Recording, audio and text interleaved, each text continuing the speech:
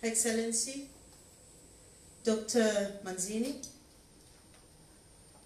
Her Excellency, Dr. Roshalnesi,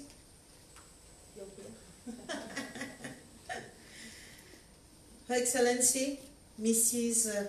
Kositsi, thank you for being here.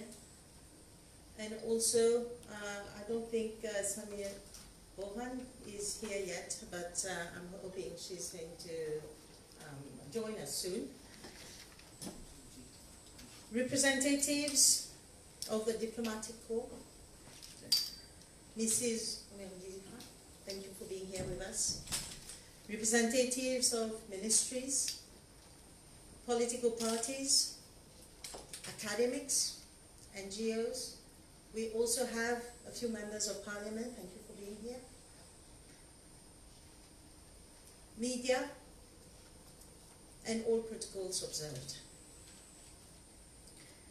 In its 20 years of existence, Genderlinks has worked in all the SADC countries and is committed to an inclusive, equal, and just society in which women and girls, in all their diversities, exercise their voice and choice, in accordance with various protocols like the SADC, Protocol on Gender Development, and other related regional, continental, and global instruments.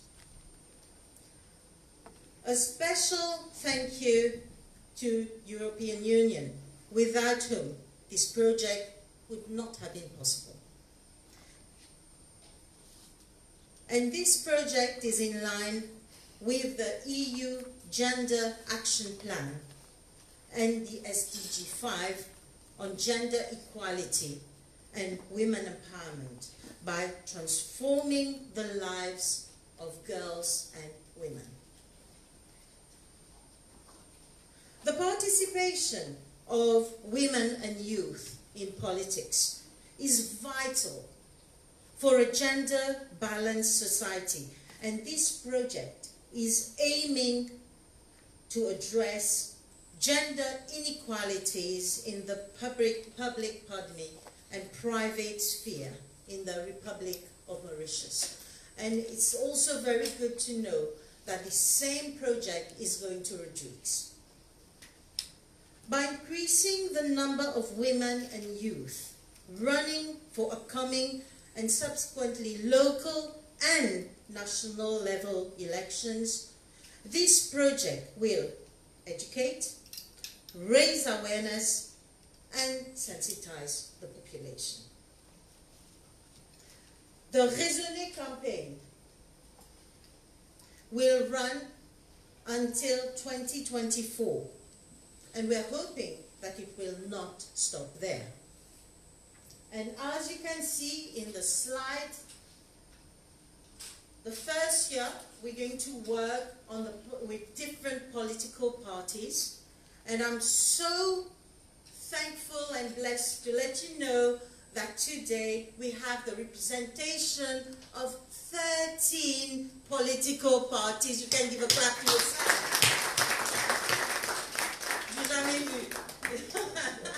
13 political parties present in one space, because we all believe in empowerment, we all believe in parity, and also how can we actually work together to bring about more women and youth in politics. The second year, we're going to have all the campaign on the 16 days campaign when we're talking about gender-based violence, because unfortunately, we look at figures, we see that it's still on the rise. 1 in 3 women have been violence in Mauritius, with a population of 52% women. That's a lot. Then we're going to also work with GBV survivors and looking at gender empowerment, and looking how we can actually work with survivors of gender-based violence to empower them to do something else in their lives. finally, we're going to work with, also on the second year, sorry, we're going to work with councils. We're going to work with councillors, so municipal and local district councils, because that's very important, and also all the work that we do with the media.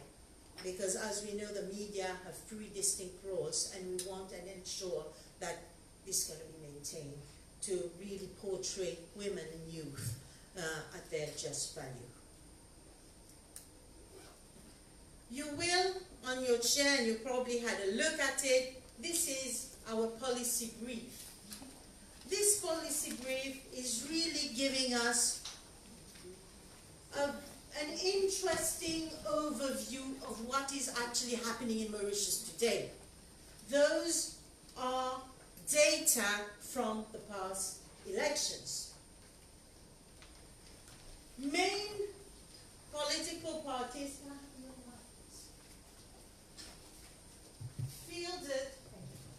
fielded only 20% women in total in 2019. So as you can see, in a population where there's, in a country where there's 52% women, we actually fielded only 20%. 20% of women in parliament, 23.9, so we call it 24% at local government in 2020, 13% in cabinet, and only 3 female ministers. So we've still got a long way to go, and figures are showing it already. And when you look at kind of the historical view, we have in 2009, we had 17% representation of women in cabinet, 10%, sorry, in parliament, 10% in cabinet. In 2014, 12% in parliament, 12% in cabinet. 2019, the figures went up to 20% in parliament and 13% in cabinet. So it's increasing, but we still got a long way to go. Again, when we're looking at the recent statistics, when I say recent, last municipal election, which was in 2015, so we're hoping that's going to happen soon. It's going to be normally, it was to happen this year. We're not sure, but hoping. And this leaving us time. And this is really leaving us time to know how to choose our candidate, to know how to train the candidates so that they can be there at the municipal election. And as you can see, number of councillors, 118, I think it's very explicit, I won't go into much details. And village election that was in 2020, that was last year, we have 22.8 women represented. So we've still got a long way to go. Again, as you can see, women and youth in politics, what we want to do is ensuring that political parties adopt a gender-neutral approach, because this is extremely important, have an action plan in place, because very often what we've seen, and later on what Chester and Pritima is going to give you the data of the questionnaire that has been answered by 11 political parties. So this is also a breakthrough, because we thought we'd probably get about, 5, 6, but we had 11. And those are really what we're planning to do within the political parties, and the training that will be done in Mauritius and in Rodrigues. So what we want to see today is really understanding we're not into party politics, we're into that bigger picture of gender mainstreaming. We're into the picture, how can we get more women to be candidates? happen within our political party. What are we doing right, and what can we improve? So I think, you know, that networking is important. With 13 political parties represented, not all of you have the same way of thinking, but that's fine. But what we want is having more women. So thank you very much for that, and just that we carry on.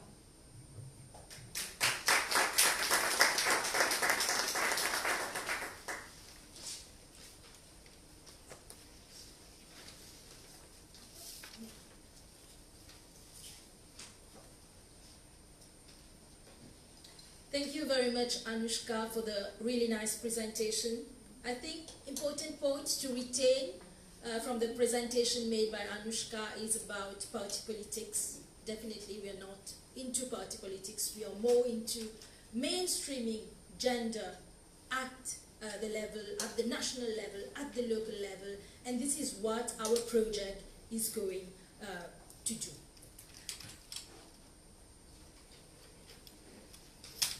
I now have the pleasure of welcoming Her Excellency Dr. Manzini, South African Ambassador, to say a few words.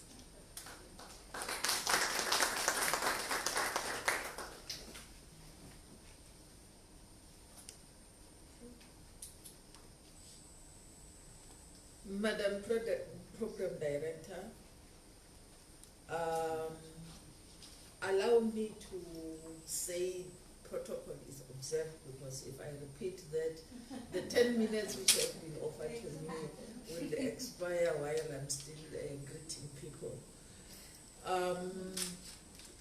I want to say, Program Director, that I really feel highly honored to be invited to say a few words, although the invitation came just a day before yesterday to do so.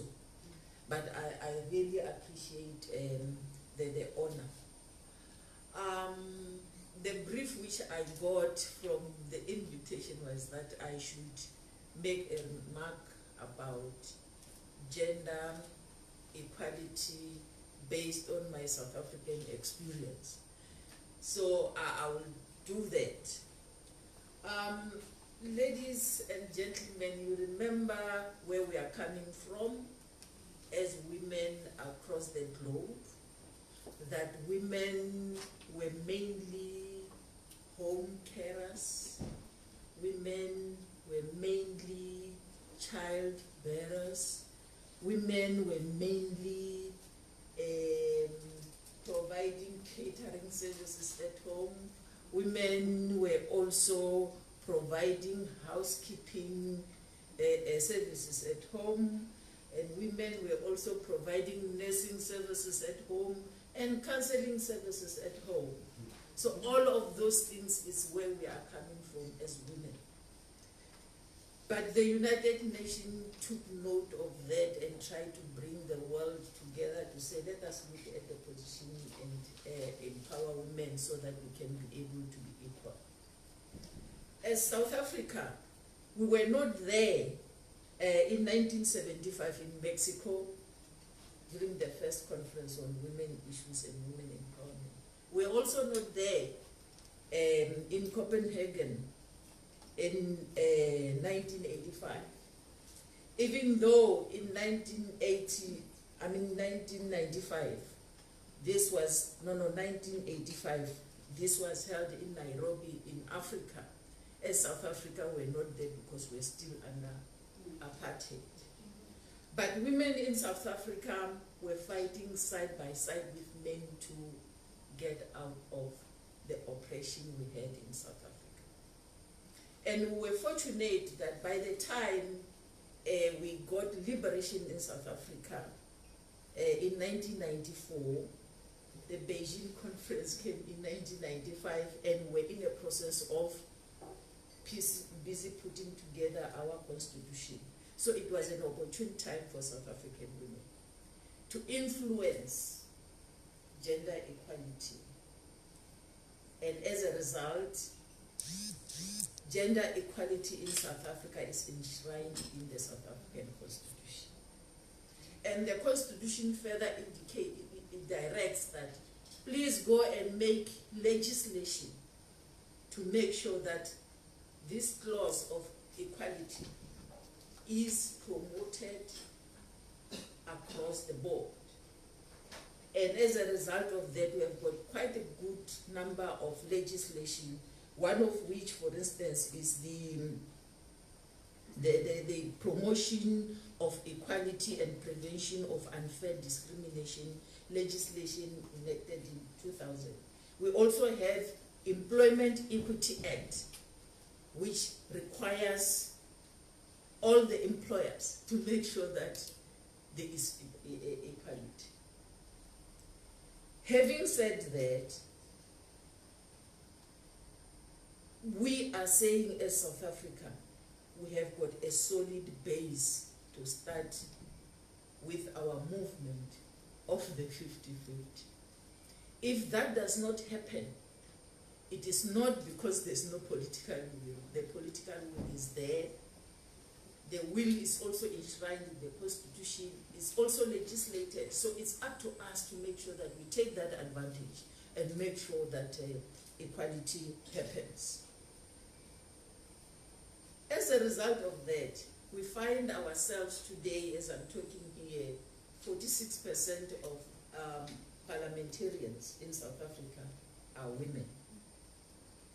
50% of our cabinet is made of women.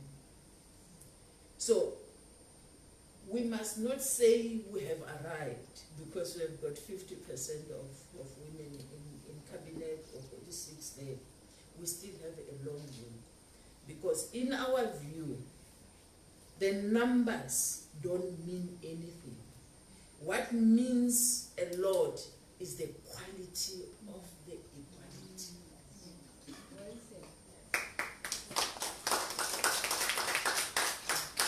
Quality in two ways. Quality in terms of the kind of responsibilities given to women in that equality platform. Secondly, the quality of the performance of this person who wants to play in the space of equality. So that is very important. And as a result of that, there are programs in South Africa meant to empower women that if you want to be a councillor, this is how a councillor should perform. And therefore, let us help you to build the capacity to be able to perform. So if women in South Africa are not taking advantage of those things, it is no longer because of lack of political will. The political will is there. So as women, we need to take that opportunity to do that. We are also saying that there are political parties in South Africa, one of which is the governing political party, which has taken this even further to say, in the process of nomination from the lowest level, that is the branch level, for any sphere of government elections, 50-50 is the rule. In other words, it's me, it's you, it's her, it's his, it's her, it's his, in the nomination process. So that by the time the elections happen, because it's a party representation approach, by the time that happens, we have got women equals to men. But we know that it's not only the governing party which determines what happens in election, but all the parties. All the parties have got a foundation as in the Constitution to do the same. And if all the parties can follow that, we will find ourselves with a 50-50 in South Africa. I want to commend Rwanda for the manner in which it has dealt with the situation. That is highly commendable in that. Now, having said that, 50-50 in South Africa is given to us. We are being assisted in doing that.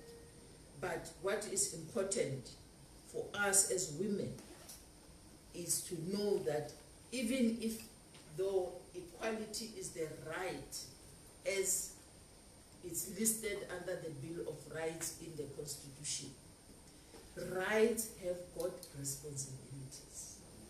Now, in accepting this responsibility of being equal to our male folks, we must make sure as women that we take responsibility for that right. The responsibility is saying that even if we are equal, we should be able to respect our male folks. Even if you continue to do the whole lot of things which I've said in the beginning, you should be able to share it respectfully with your male folks. As gender activists, be it gender links or that one, as we do so, we need to make sure that we work with our political parties, we work with our governments in order to make sure that this space is cleansed and is pure as we move forward.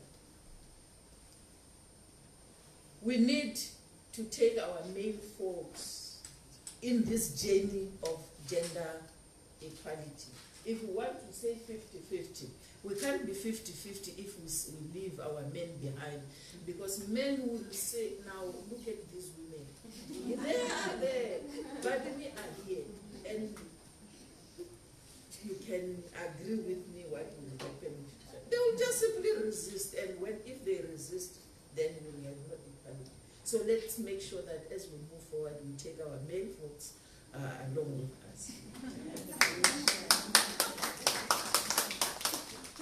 One last important thing is that me and you are getting old every day. We have won the Beijing fight. We are here. We have got the 50-50. We have got, but we must look at the future. So as we go up and up and up, we need to take our girl child with us. If we start at an early age to be empowering them with regard to gender equality at that level, they will be able to work with their male folks as well to be able to deal with the 50-50 gender issue. Girl child in South Africa is also a problem. We also have special months for them. We've got take a girl child to work, where even the president take a girl child to work for a week, to be able to, for the child to understand, if they say when it's a president, what does a president do? And from that early age, that person knows.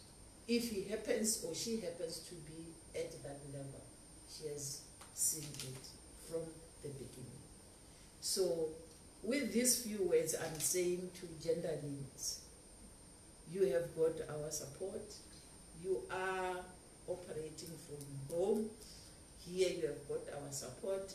For as long as you are working with government, you are working with all political parties, you are working with everybody, we'll definitely be in a position to support you moving forward, and we congratulate you for that particular step which you have taken to try and assist Mauritius in achieving the 50-50 gender equality. I thank you.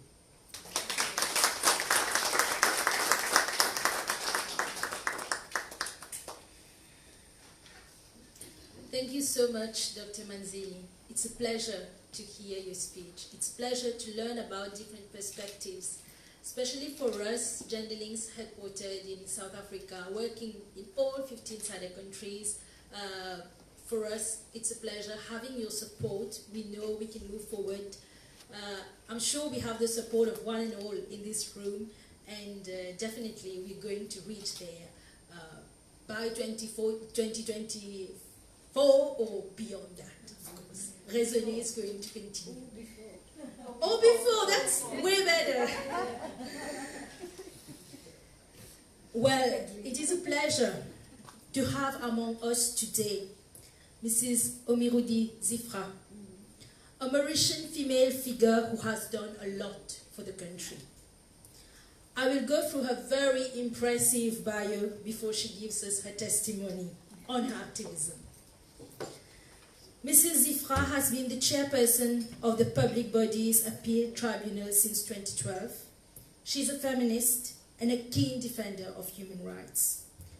She was a member of the National Assembly for 15 years and became Attorney General, Minister of Justice and of Women's Rights and Family Welfare in 1982, 39 years ago. In 2003, she was the first ombudsperson for children.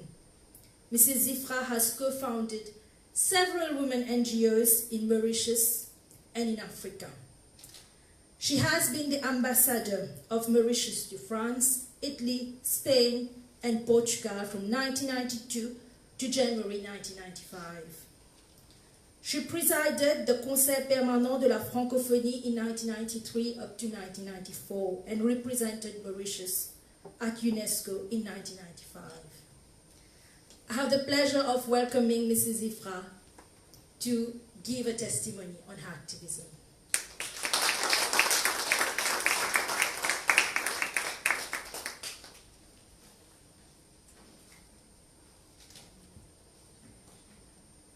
Let me say, dear friends, Yes.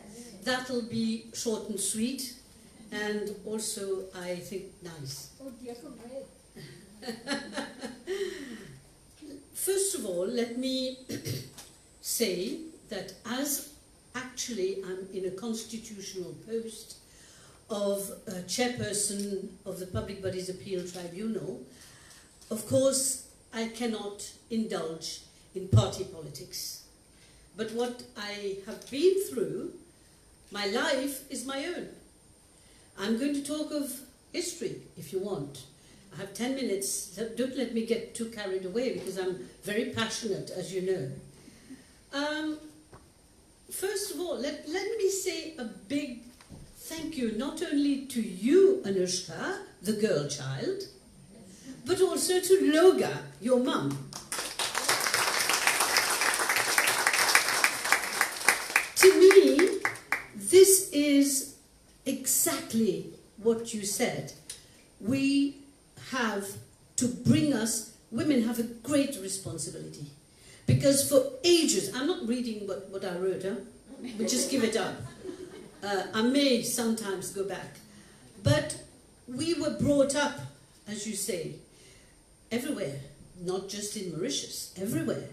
And when we see what's going on now in the world with our girls in Afghanistan, we feel really that we are extremely lucky to be in this piece of land here, which sometimes we can accept is a little bit of a paradise, sometimes. But even in paradise, we still have to improve. So basically, this is what we're here for, if I understand you well. What you asked me was to share with our young colleagues, presumably male and female, I don't know. I can't see everybody because you've got the mask, but I believe I can more or less recognize a few of you. In any case, I would like the message to go further out of this room. How come in wow, it's such a long time ago. How come that in 1976, after Mauritius had gone through a rough period of state of emergency, when I came back to Mauritius from England and France, we couldn't even go to a public meeting because there were no public gatherings. And how come I managed, as a young barrister then, to be in politics and then to last for so long? In fact, I left by myself, by the way. But how come I managed at that particular time? You know, it's quite extraordinary, and I'm sure, Excellency, you will remember this. When a country is in a difficult situation, they always call on women. Loga will remember when some of our leaders, political leaders, were imprisoned. Who took over? Women. I don't want to mention political parties, but you know which one I'm talking about. Women were in the forefront because no one else was there. So we are there pour ramasser les miettes, n'est-ce pas?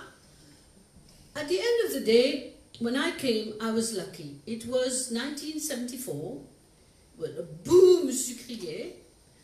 Gradually we got out of the state of emergency.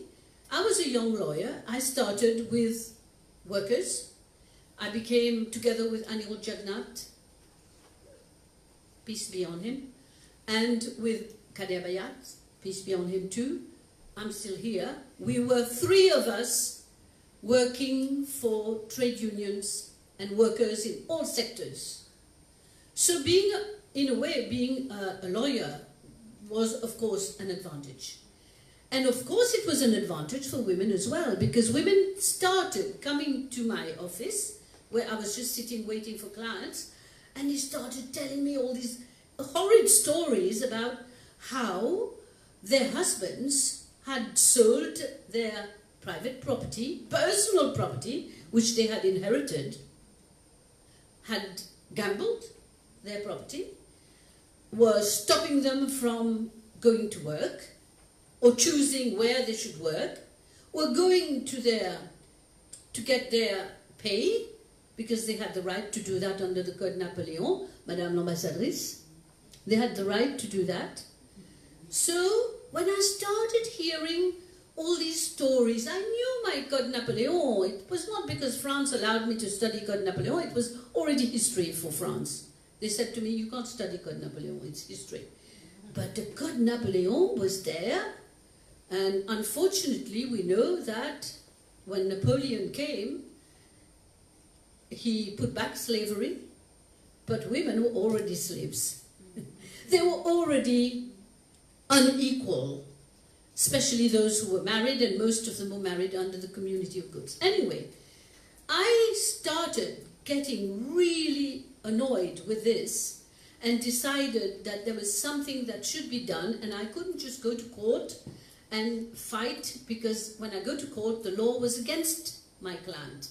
So I decided the only way to change things for women, and I'm not talking of being politicians, I'm talking of being a citizen, an equal citizen, was for myself, Shirin, to go into politics. My father said, don't do that, it's very dangerous. I said, no, Dad, I'm going to go and I'm going to become a member of parliament. So I was elected in 1976. How many women then?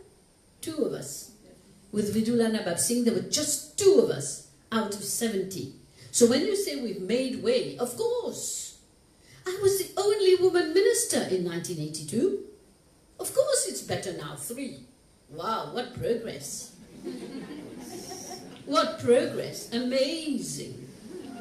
Luckily for me, and that's why I'm so happy Loga is here, when we started politics in 1976, even though there were 2 women only in parliament, we were fighting for this Code Napoleon to change the Code Napoleon, as you have done in France now. And how did we do it, just the 2 of us? We couldn't do it. We needed the women outside. And in those days, that's my main message to you, in those days, the women in NGOs, whether they were in Lalit in those days, whether they were in MMMSP in those days, big joke, whether they were in the MMM or the Labour Party, we all joined forces. We didn't do, I'm sorry, what is happening now, which is not only you have to respect your male friends, they have to respect you. Why didn't they respect us for so many years? We have to respect our friends in general. If you want to be a good politician, it's no good fighting your friend who is in the other party as if you're going to arracher les cheveux, les yeux, et je ne sais trop quoi encore. You have to be fighting with your head. You have to be thinking. You have to be strategizing. It's not a problem being in another party. What the problem is now, we just had the Children's Act. I listened to, of course, I listened to everything. I wanted to know what was being said and done. And I noticed that some people were coming with very interesting, proposals, etc. And the minister even accepted some of it. Maybe she didn't accept the right ones sometimes, but she did. I hope it's going to be proclaimed soon now. What are we doing with the kids? You have Safe Haven. What are we doing? We're still going with the old Child Protection Act, which is not so bad. But why get everybody on board with this fantastic piece of legislation? There's still improvements, of course. And then wait for so long and let people carry on with the old law. That's wrong. Let us say tactically it's not very good. So maybe everybody should think, including people who are in the majority party. It's not your role when you're a member of the majority party to sit and just ask a few parliamentary questions. You have to fight within your party, even those who are in the opposition party. Do you think it was easy for me when in the 70s I fought so that the age of marriage would be brought to 18 for girls and boys? And then when I became minister, people came to see me and said, 18 is too old for a girl to get married. Nobody will want to marry a girl of 18. I got married at 25. And I'm still going strong. No, honestly. In 1984, there was a bill in Parliament bringing down the age of marriage again to 16. I walked into my parliamentarian group and I said, I am not voting this law. I was told, you're not the one to decide. I said, okay, I'm an elected member, I can't decide. I'm going to resign. So I said, no. Wait. Finally, I was given the right, together with Miss Minerve, we voted against that law. And everybody else voted the law. So between 84 and now, still now, it's 16 for girls and boys. I don't know any boy who gets married at 16. Anyway, this is just a few words to tell you, if you want to be a member of Parliament, fair enough. First of all, you must know whether that's really what you want to do with your life. Don't think that it is the only place where you can influence your country. I think I'm not a member of Parliament anymore, but I'm still influencing quite a lot. So you can do it in Parliament, you can do it in all sorts of jobs, but once you decide to be in politics, you must decide why do you go in politics. It's not just because you want 50-50 women in Parliament. It's not just because I was also a mayor. I was also a municipal councillor. It's not just because you want to be a municipal councillor. And don't let anybody tell you women must be competent, because why don't men have to be competent? Exactly. So women have to be competent, but men also have to be competent. We choose candidates, of course. Who chooses? We choose candidates from the most competent people, but in Mauritius, unfortunately, legally and constitutionally, because those like me who had chosen to fall in love with a man who was not a Mauritian, we were odd. So we had to be, our husbands. Mon mari était, je vous ai déjà dit, Madame l'ambassadrice, mon mari a été sans papier pendant 6 ans. Pas le droit de travailler, pas le droit, il n'avait pas le droit de statut de résident. But nobody dared, because I was a member of Parliament, they didn't dare chuck him out. They could have by law, but they didn't chuck him out. Loga's sister was in the same position, and there was another good friend, feminist friend of ours. So basically, they can pass laws, they can change things anytime. You are in a democracy. You're asking yourself, you are in a democracy. Why do we have to do these things? So today, just to end on this so that you know, in Beijing, when we had Beijing, Mauritius went to Mexico, everywhere. I was personally in most of these. I didn't go to Mexico, but I went to all of the others, not necessarily as an official participant, but I was always an NGO. And NGOs did a great job. And I believe very strongly in the power of NGOs.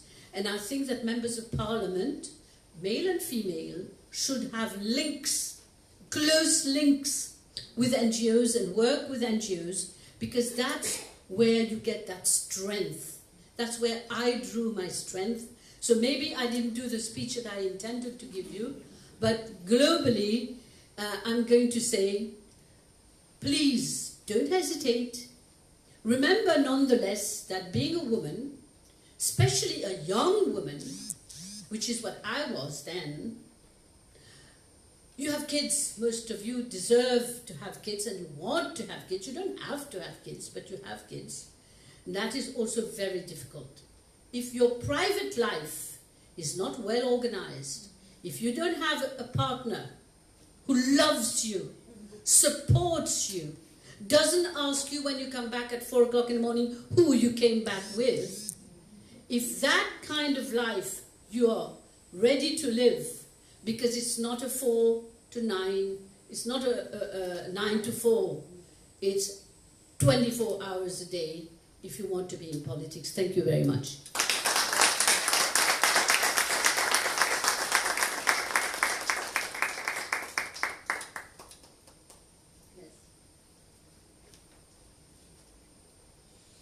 Wow. Thank you so much. Thank you so very much, Mrs. Ifra, for sharing your outstanding journey with us. There is no doubt that your journey was filled with ambushes and that you learned the hard way. I was not about to say that, but I will do so. As a young woman interested in politics, you are an example to us. You are an example to me, you are an example to the youth of Mauritius, you are an example to the women, aspiring women to be in politics in Mauritius. Thank you. And thank you for your support. There's so much to learn from you and your activism to promote youth inclusion, women empowerment, and women participation in politics. I now have the pleasure of welcoming Mr. Messi Massimiliano, Second Secretary of the Delegation of the European Union to the Republic of Mauritius, to deliver his speech.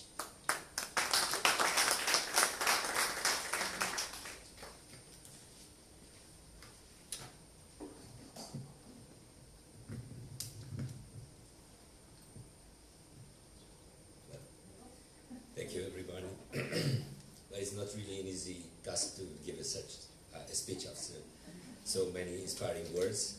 I thought the program was better before when I was starting, because my very boring institutional speech would not figure very well with yours. But let me, first of all, greet everybody represented from the diplomatic corps, Your Excellencies Costicier, Ambassadors de France, Dr. Manzini, thank you so much for your great speech as well, South African High Commissioner, Ali Borhan, Egypt Ambassador as well, Madame Oceane Nessi, Australian High Commissioner, and Madame Loga, Shesta, Nuska, thank you so much for inviting us.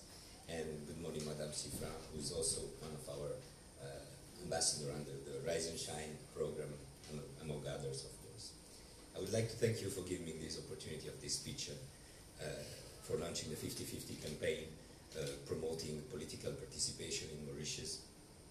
And allow me to use the words of my boss, the President of the European Commission, Ms. Ursula von der Leyen, who said, I have 5 daughters from a very young age. I told them there is no such a thing such as job for men or women. The aim is to empower women and to have them represented in all areas of work. I want to see more women in leading positions. Girls can do anything. They can be doctors, lawyers, gender equality can contribute to build more inclusive societies. Similarly, the European Union values a lot participation of youth in all spheres of our society, including politics, of course. You would agree with me that youth can be considered a powerful agent of change if they are duly empowered. Ladies and gentlemen, with these introductory words, my aim is to recall that gender equality and youth empowerment are key principles for the European Union and priorities of our external cooperation in the board, and of course in Mauritius. At the international level, the European Union has committed itself to continue and intensify its efforts of gender equality and youth empowerment so as to reach the objectives of the Sustainable Development Goals. In fact, it is universally agreed that gender equality is crucial for progress and also that youth have the potential to play an important role in the implementation, monitoring and review of the 2030 agenda and to hold government accountable, which is very important.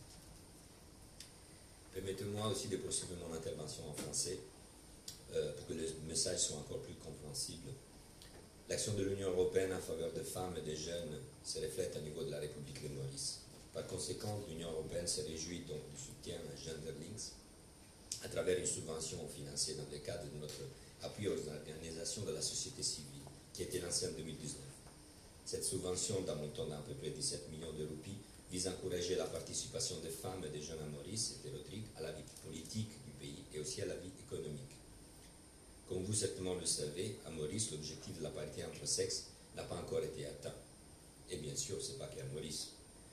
J'ai écouté parler des chiffres, et bon, dans mon pays, on n'a jamais eu un président de la République ni un président du Conseil femme depuis 1860, la date de la création de l'Italie.